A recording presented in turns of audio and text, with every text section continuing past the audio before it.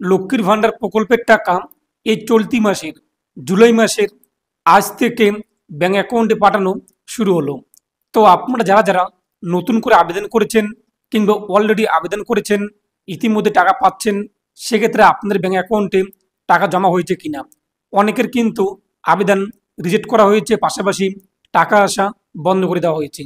কেন বন্ধ করে দেওয়া হয়েছে, পাশাপাশি কারা টাকা পাচ্ছে, নতুনদের ব্যাঙ্ক অ্যাকাউন্টে কি লক্ষ্মীর ভান্ডার প্রকল্পের টাকা পাঠানো হলো কিনা, এভরিথিং বিষয়ে আলোচনা করবো আজকের ভিডিওতে। আর আপনি যদি এখনো পর্যন্ত ভিডিওতে লাইক না করে থাকেন, অবশ্যই লাইক করে দেবেন, পাশাপাশি চ্যানেল সাবস্ক্রাইব করে পাশের বেল ক্লিক করে রাখবেন পরবর্তী ভিডিও সবার আগে পাওয়ার জন্য। আমরা কিন্তু প্রত্যেকেই জানি রাজ্য সরকার মা বোনদের ব্যাঙ্ক অ্যাকাউন্টে প্রতি মাসে মাসে লক্ষ্মীর ভান্ডার প্রকল্পের টাকা পাঠিয়ে থাকেন। এখানে আবেদন করার জন্য পশ্চিমবঙ্গের বাসিন্দা হতে হবে, পাশাপাশি বয়স থাকতে হবে সর্বনিম্ন 25 বছর এবং সর্বোচ্চ 60 বছর।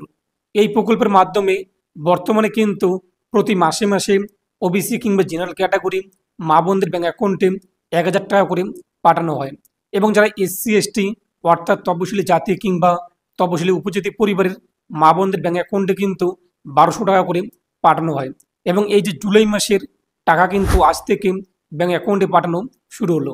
আর আপনাদের ব্যাঙ্ক অ্যাকাউন্টের সাথে যদি মোবাইল নাম্বার যুক্ত করা থাকে, তাহলে আপনারাও কিন্তু এসএমএস পেয়ে যাবেন, এবং না থাকলে আপনারা নিকটবর্তী ব্যাংকে গিয়ে কিন্তু কেওয়াইসি ফর্ম সাবমিট করে ব্যাঙ্ক অ্যাকাউন্টের সঙ্গে মোবাইল নাম্বার লিঙ্ক করতে পারবেন, এবং সমস্ত আপডেট আপনারা আপনাদের মোবাইলে কিন্তু এসএমএসের মাধ্যমে পেয়ে যাবেন। তো আজ থেকে কিন্তু লক্ষ্মীর ভান্ডার প্রকল্পের টাকা পাঠানো শুরু হলো। যারা যারা এসসি এসটি তাদের অ্যাকাউন্টে 1200 টাকা করে, এবং যারা ওবিসি প্রার্থী কিংবা জেনারেল ক্যাটাগরির তাদের কিন্তু ব্যাঙ্ক অ্যাকাউন্টে 1000 টাকা করে জুলাই মাসের পাঠানো আজ থেকে শুরু হলো। ধাপে ধাপে আপনাদের ব্যাঙ্ক অ্যাকাউন্টে টাকাটি জমা হয়ে যাবে। এখন প্রশ্ন হলো, অনেকের কিন্তু লক্ষ্মীর ভান্ডার আবেদনের যে টাকা আসা বন্ধ করে দেওয়া হয়েছে, তার কারণ কি? আপনারা যখন আবেদন করেছিলেন তখন আপনাদের বয়স হয়তো বা 50 কিংবা 57 এরকম ছিল। তারপর 2-3 বছর টাকা পাওয়ার পর আপনাদের কিন্তু সেই আবেদন স্থগিত করে দেওয়া হয়েছে কিংবা টাকা আসা বন্ধ করে দেওয়া হয়েছে। কেননা আপনাদের বয়স বর্তমানে 60 বছর চলছে। যাদের বয়স 60 বছর হয়ে গিয়েছে ইতিমধ্যেই, তাদের টাকা আসা কিন্তু বন্ধ হয়েছে।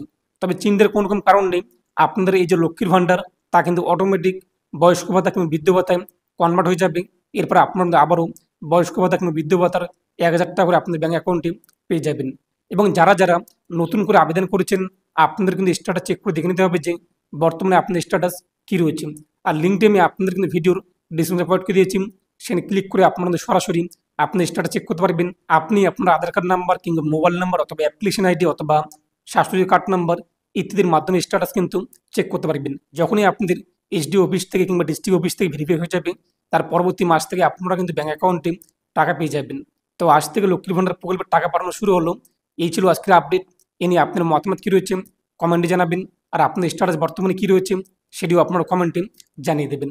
আর অবশ্যই ভিডিওটি বেশি বেশি শেয়ার করে প্রত্যেককে জানিয়ে দেবেন। ভালো থাকুন, সুস্থ থাকুন।